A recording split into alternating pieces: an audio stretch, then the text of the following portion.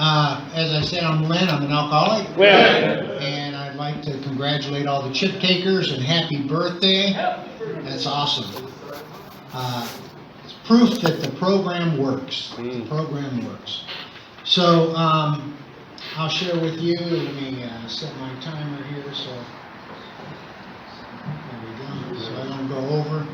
And anyway, I was just thinking, well, you know, does anybody here not know how to get loaded?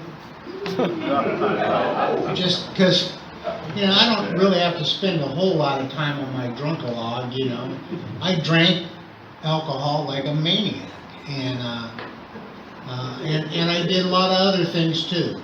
So what I'd like to talk about real quick is, give you a little background, is my last drunk and my last drink.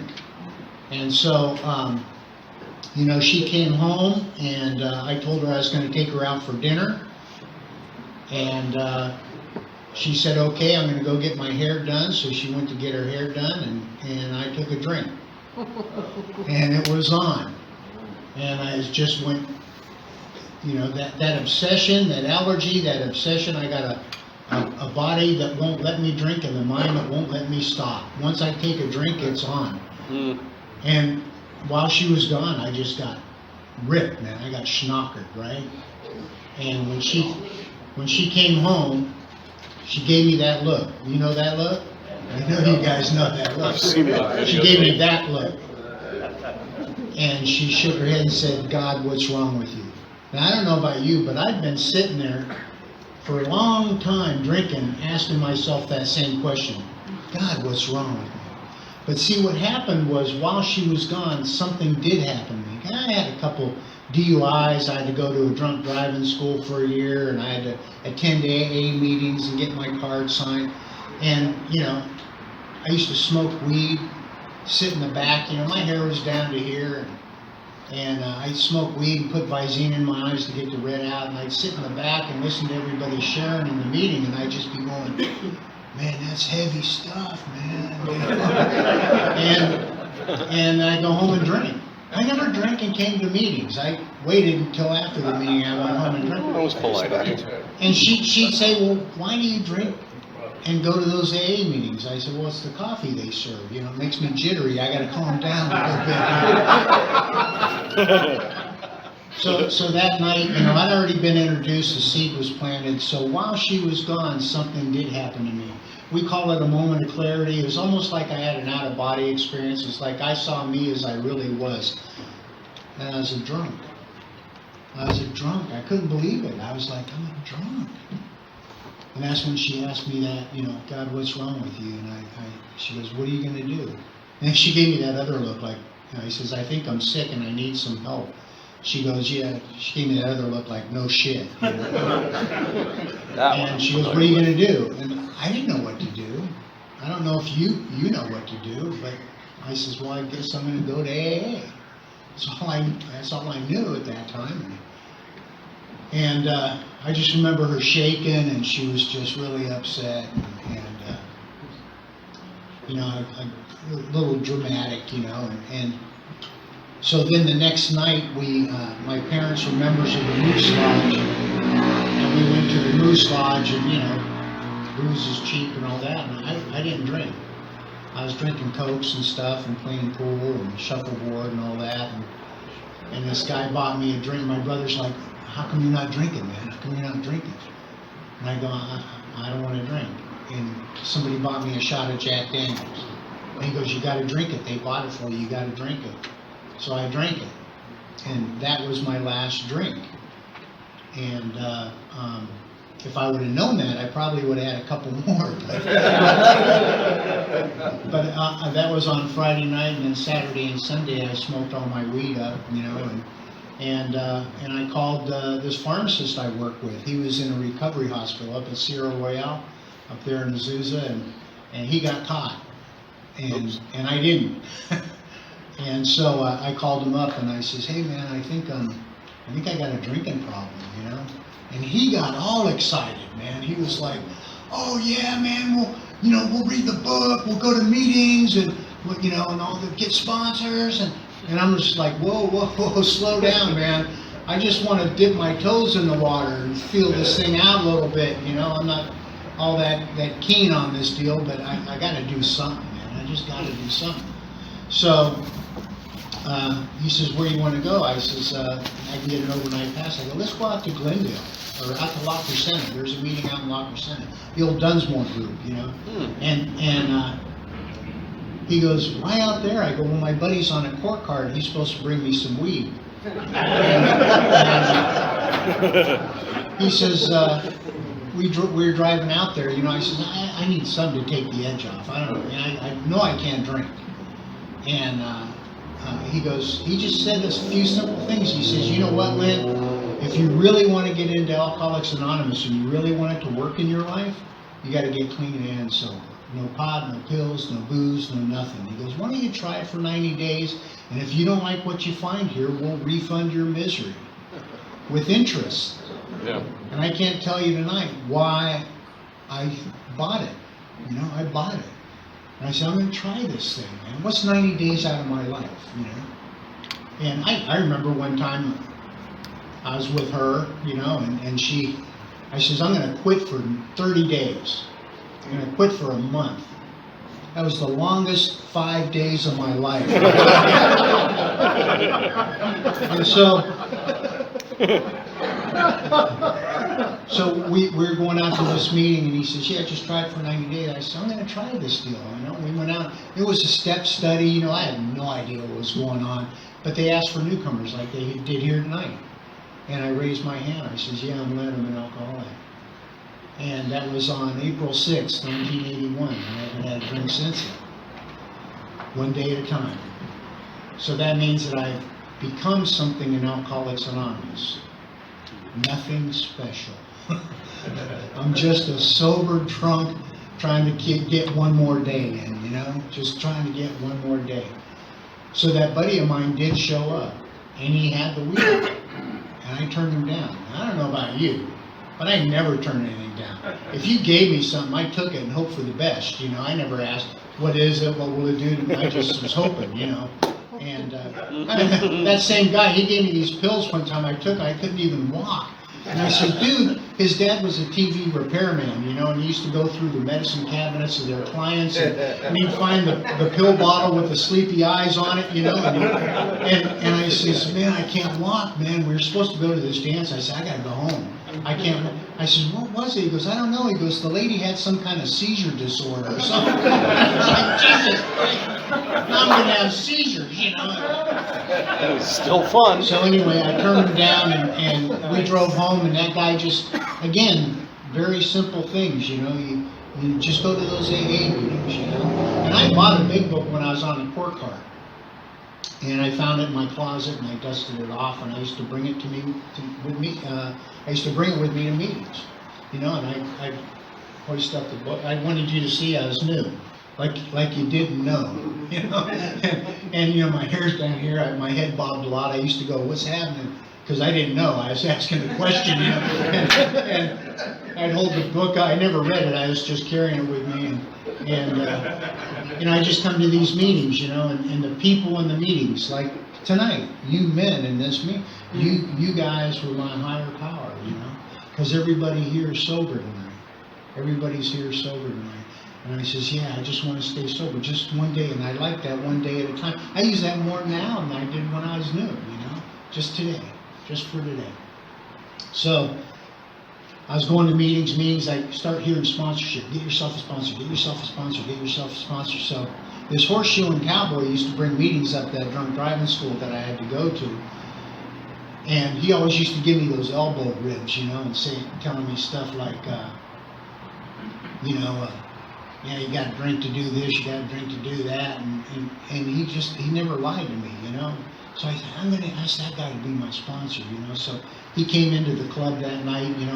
My wife was going with me to meetings. She was being the supportive wife, you know.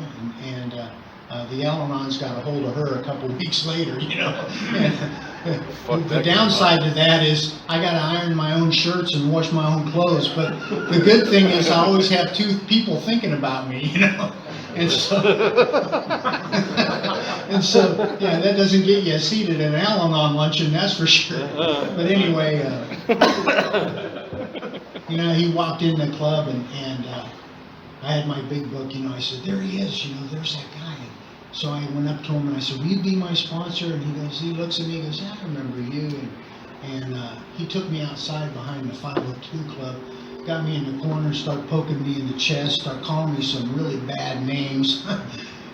And he said stuff like, I'm going to put a crutch under each arm until I can kick them out one by one till you learn how to walk on your own 2 feet. And if you take your thumb out of your mouth and do something for yourself, you just might make something out of yourself. And, you know, my first thought was, I don't like this sponsorship stuff too much, you know. He goes, now get in the car, we're going to a meeting. Write that down. And I says, well, can I get my wife, you know? He goes, yeah, go get her. So we're driving out to this meeting, and she's like, yeah, Lynn just drinks too much, you know, and you know, if he just can't have 1 or 2, you know, and he looks at her and he goes, well, you're sicker than he is. And I didn't say anything, and I just kept driving. I could feel her looking at me, you know. So we went to that meeting, and we came back, and yeah, I mean, I just didn't want to drink anymore, you know. I was just, man, my head's going, and I'm just like, nah. You start talking about the universe, and you're just a tooth in an intricate gear of this ever-changing mesh of the universe churning and turning. And I'm like, fuck, man, I just don't want to drink, you know. And I said, I don't know who I am. And he says, you're a 5'7" male. You answer the name of Lynn, and you suffer from a disease called alcoholism. That's who you are. And I went, oh, okay. And then I asked him the famous question we always ask our sponsor. You know, I says, how many of these meetings do I have to go to? And he goes, how often do you drink? I said, every day. And I says, well, I guess I answered that question. You know? So he says, I'll give you 4 basic things to do. You go to meetings, you read that book, you try to get honest with yourself. And he looked at me, he says, that'll be a hard one for you. And you don't drink and you don't use no matter what. And he gave me his name with his phone number. And he says, if you're ever really hurting, give me a call. I didn't know what he was talking about, man, because I hadn't felt anything for a really long time. I was so numb from everything I was doing, I didn't know what it was like to feel anything. Till about 30 days, right? Got 30 days, man, that knot in my gut churned up, you know, and I ended up over at the club. I wanted to drink, and he came in, and he looks at me, he goes, what's wrong with you? You know, he's a horseshoeing cowboy. I'm a dope-smoking hippie who drank too much, you know. And I go, I don't feel good, you know.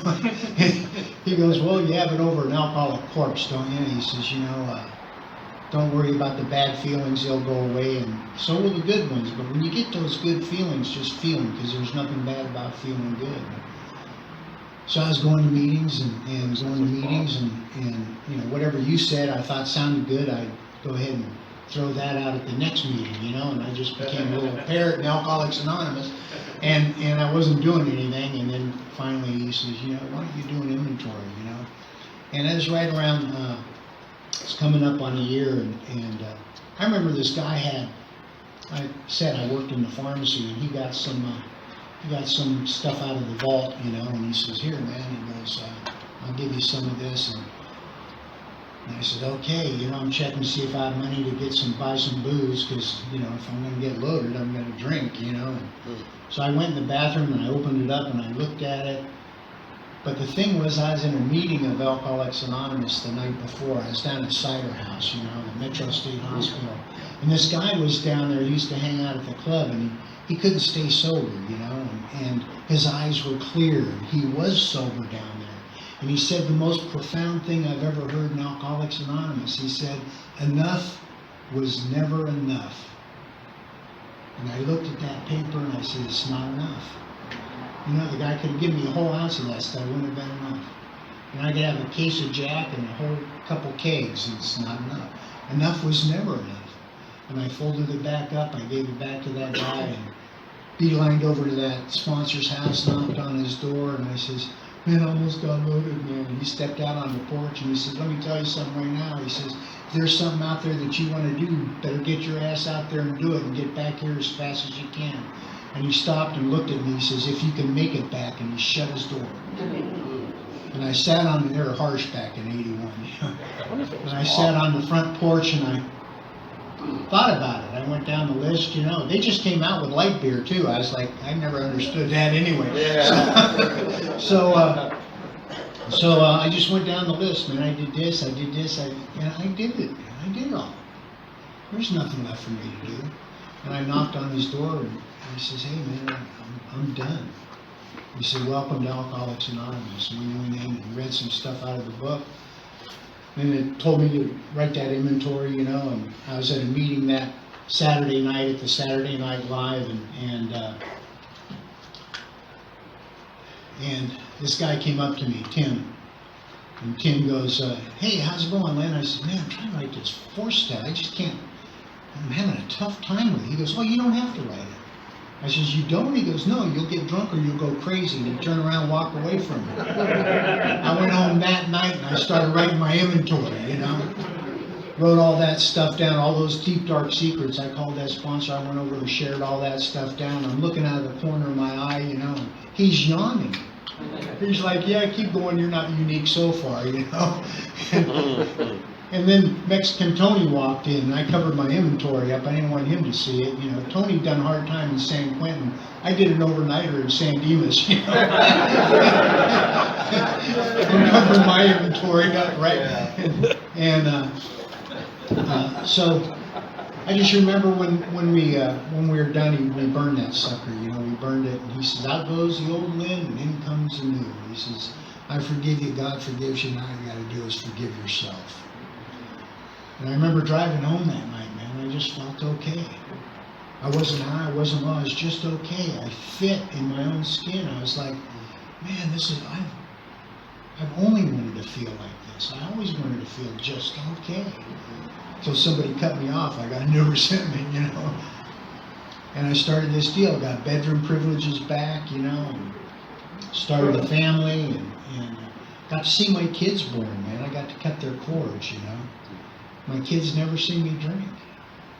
I got to see all my grandkids born. I got to see them draw their first breath, And got a couple more minutes, and that has been an amazing trip, And sometimes things don't go the way we want them to, or it's life on life's terms, It's life on life's terms, and I lost my mom in this program. But before she went, I moved her and my dad in my home, and she had ovarian cancer and had a couple surgeries, a few rounds of chemo, and we were there to care for her, and she passed away in my home, and my son's in that home today, and I thought, wow, man, it's second generation. He's thinking, he's trying to make plans now for when he wants to retire and maybe turn it over to his son. I had 3 generations in that same home. I said, well, none is still here, none is not going anywhere. And, I lost that sponsor, he had pancreatic cancer. I never knew you could cry in your sleep. I woke up sobbing. And, the guy loved me enough to tell me the truth. He didn't care about my feelings. He told me the truth. And so, after him and David had shared, that night about 5 years or so, I got involved in church. I stopped going to AA meetings, or I'd pop in every now and then. And I don't know what it was, but I heard something in an AA meeting. I thought, man, I'm sick, man. I need some help, here. I got to come to more of these AA meetings, But it was the first time in my life where I was comfortable in church, And a member of Al-Anon shared with me, she says, going to church prepares you for the life hereafter, but AA prepares us for the life here. Right. And so this is where I belong, and shortly after that I recommitted myself to Alcoholics Anonymous, and I got a new sponsor because I got to get rid of that guy that was sponsoring me. I was sponsoring myself, I had to fire him. And I got Big Lee, I got Big Lee Erickson, and until he passed away, he had a heart attack. And Lee never told me what to do. He showed me what to do. You know, that first sponsor, he needed to tell me, I needed direction, I needed help.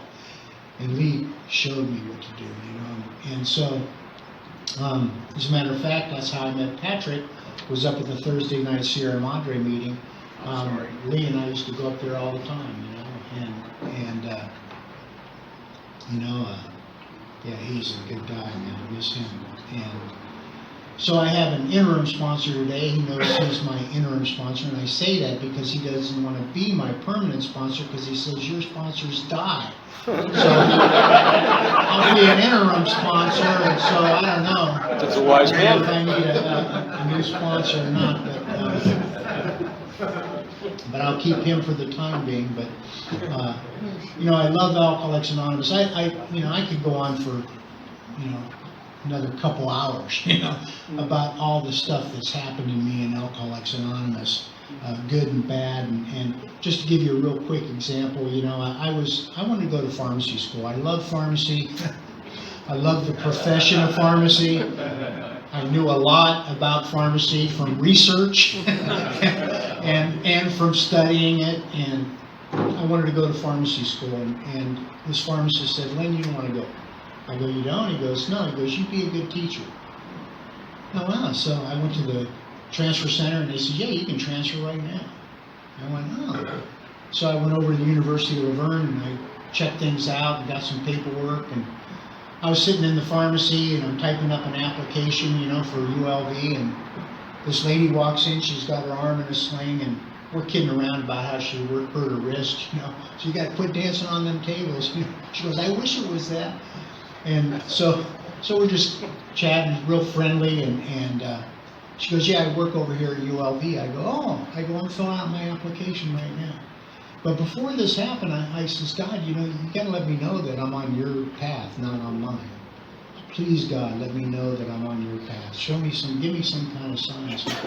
I says, "I'm filling out my application." She goes, "What program?" I says, "It's the Kappa program." She goes, "I'm the director of that program." I go, "Well," she goes, "What's your name?" I said, "My name's Lynn." And when I got my acceptance letter from her, she wrote at the bottom, "Welcome to ULV, Lynn." And I was like, I guess this is where I'm supposed to be, So I graduated from there. And I can go into some other stuff, but I ran out of time here. But Alcoholics Anonymous works in my life. And you know what? I've come to find a power greater than myself that works in my life. And it just astounds me of how God works in our life. Just real quick, if you could keep, my nephew is going to court on Friday. He's down at Chino Prison. He's been in for quite a number of years. And he had applied for a sentence reduction, and they're going to go to court. I got an email from his attorney. She says that the DA is moderately enthusiastic about this deal, And so I just went, I listened to my sponsor Lee. He says, "Just go and share your life with him." I shared my life. The kid got clean and sober, man. He's clean and sober today. And he goes, "Uncle Lynn," he goes, I don't want to hang out with my knucklehead friends. I want to go to those meetings and hang out with those people you hang out with, man. And I go, "Cool, dude, come on." So we'll see what happens, we'll see what happens. But, if you could keep them in your prayers for Friday. So with that, I'd like to thank again Patrick for asking me. It's always a privilege and honor to be asked to participate in a meeting of Alcoholics Anonymous. Thank you.